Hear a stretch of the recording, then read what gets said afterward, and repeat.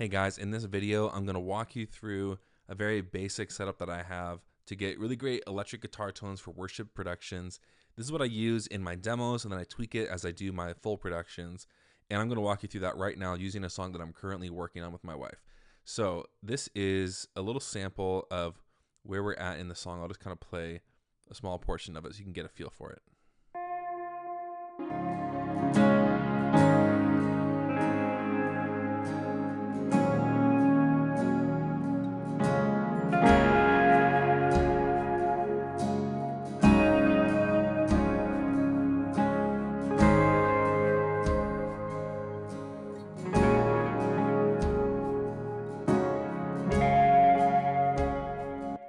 All right, so hopefully you can kind of sense that it's very ambient, very washy, and I'm going to break this down for you. So let me take all the processing off right now. There's not too much going on, but let's just start with this. So here is the raw audio, and this guitar is a semi-hollow D'Angelico with 2 humbuckers in it. Usually I play this on the neck pickup. It's just a little bit warmer.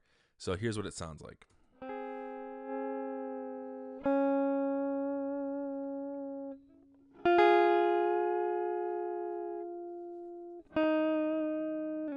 So as you can hear, it's really kind of bland, kind of straightforward. I'm running this through an Apollo Quad X4, straight through the preamp, no extra processing, just super dry, but it gives us the ingredients that we need to build our tone. So I like to use Stark, and this is a plugin by Klevgrand, and I just like it because it's very lightweight, it's very simple, it's got a lot of variety, that we can get a lot of different tones, anything from like super dry to super rock heavy. Excuse me. So it's really versatile, and it's easy to just copy onto a track. And so a lot of times I'll stick with this American Guitar 2 tone. Now this tone it's more like a Fender tone. They can't necessarily like steal the proprietary or the brand names, things like this. So they have like American Guitar 1 and 2. I think 1 sounds more like a Marshall amp to me, and 2 sounds more like a Fender amp. And they have all these different British guitar ones. And I'm not super familiar with all of those, but I know there's like a Vox and things like that. But I tend to go towards that American Guitar 2 because it has a good amount of brightness that I think is, kind of the sound that I like to get. But I tend to sometimes jump in these British guitars at times if I feel like I need that tone. So with just the amp sim on and a regular cabinet, we get this. Okay, we turn it off. So it obviously warms it up as I add this in there. And this starts to sound like a real guitar amp, but we're missing some of that energy. So if I want to create a sustain with my tone, I had to add a little bit of overdrive just to kind of keep those harmonics richly moving forward. And then next we'll add some delay and reverb. So I tend to like this distortion pedal here. This is similar to like a Tube Screamer type passive overdrive, like a valve overdrive, something like that. There's also a heavier one, which is more of like a distortion. Think like Boss distortion pedal. So that's not usually my kind of tone, but it works. So I add a little bit of drive here.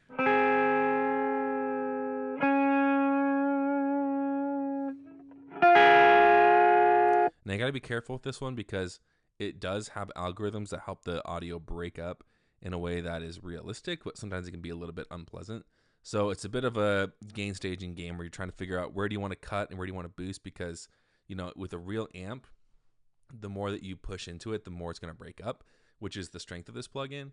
But then, if you do it too far, it's not going to work super well. So I try to mess with that a little bit by tweaking the gain, tweaking the output, and using this drive right here. This drive is really the most powerful part.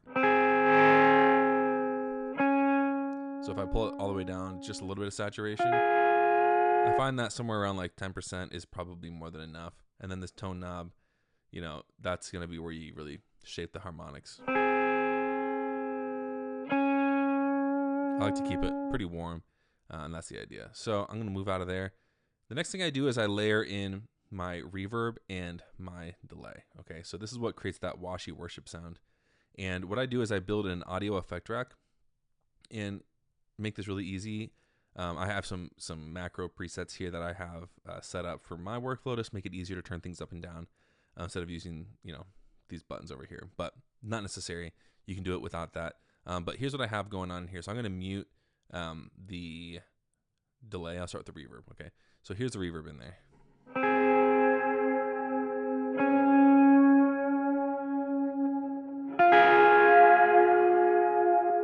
Now, obviously, this reverb is doing a lot of work for us. This is SuperPlate by SoundToys. Highly recommend any SoundToys plugins just because they're very versatile. Like I use these whenever I want to add color to my productions. So they're not necessarily like surgical tools, which is not the point of them. The point is that they're wacky, kind of out there. And for me, these tools, they bring in, you know, sort of that analog flavor, that hardware flavor that you might get kind of working in a real studio. They add more of that character to the production. So I always like using them. So instead of using like a straight ahead reverb tool, I like this SuperPlate. It's a plate reverb, and so it has a certain kind of characteristic, you know, long decays. You find a balance between like more linear decays where it's just kind of just like steadily going down, and more complex ones. SoundToys has these 5 different tools here, and I find that the gold foil 240, it's a little bit more of like a rich, warm low end that I really like. And I turned the decay up pretty long, so about 4 seconds. You know, we're getting into the danger zone here. If I really crank it up,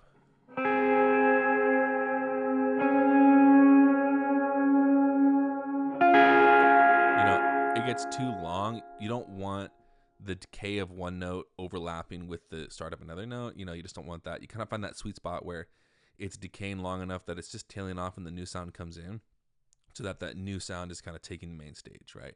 But you don't want to make it too dry because then it just fades off too fast or it has a different effect. So that's what I do for that. That's my my reverb send. You can do whatever you want, but this works really well.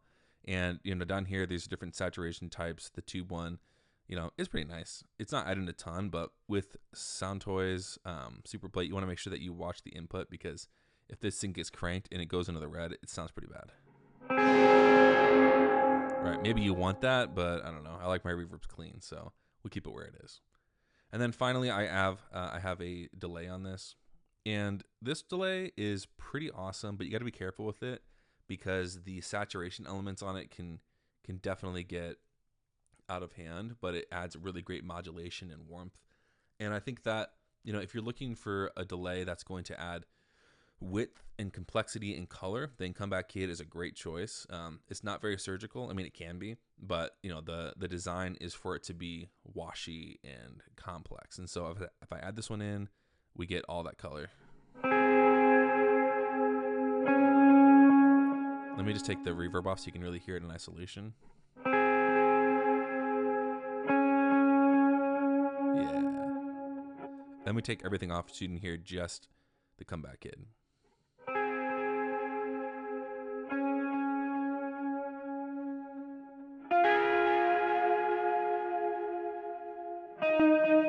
All right, so this adds a ton of modulation and movement to the recording, so that it just carries on a lot longer.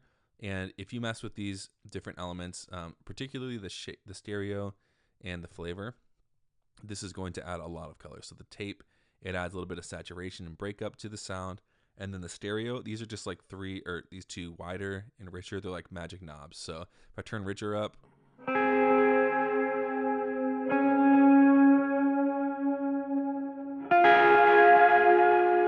okay, the richer I get, you get more modulation, you get more warping of the sound, and then wider, it's just going to widen it more, add a little bit more time delays, a little bit more variation between the left and the right.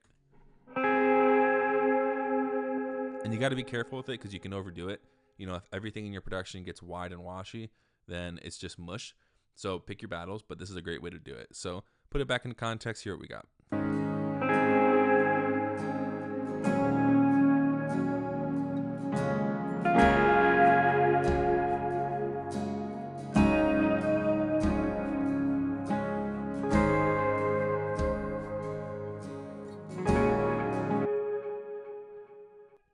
And the great thing with this setup is that it just makes it really easy to start playing. So I'm just going to play over this to get us out, just kind of show you how responsive and kind of exciting this is. So here we go.